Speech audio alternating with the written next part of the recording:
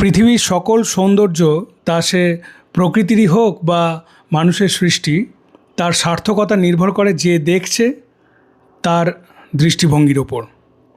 কোনো কিছু নিজে নিজে সুন্দর হতে পারে, কিন্তু সেই সৌন্দর্যের প্রকৃত মূল্যায়ন এবং অস্তিত্ব তখনই কিন্তু সার্থক হয় যখন কোনো জ্ঞানী চোখ বা জ্ঞানী মন তা উপভোগ করে। সহজ কথায়, সৌন্দর্য বস্তুর ভেতরে যতটা থাকে তার চেয়ে অনেক বেশি থাকে মানুষের দৃষ্টিভঙ্গিতে। আর এই বিষয়টা এইটা শেখায় যে দৃষ্টিভঙ্গির পরিবর্তন খুবই জরুরি।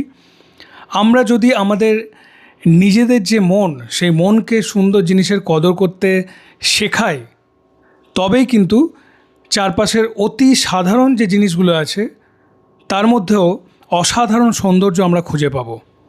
দেখুন, জগৎটা কেমন তার নির্ভর করছে জগৎটাকে আপনি কি দৃষ্টিভঙ্গি দিয়ে দেখছেন তার উপরে, ঠিক কি না?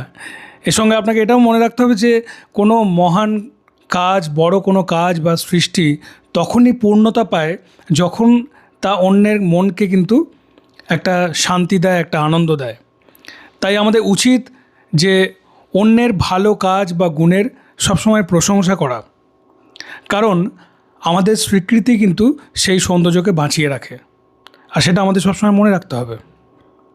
এক কথায়, এই পৃথিবীটা সৌন্দর্যে পরিপূর্ণ, কিন্তু সেই সৌন্দর্যকে অনুভব করার মতো একটা সুন্দর মন, সেটা কিন্তু আমাদের নিজেদেরই তৈরি করতে হবে।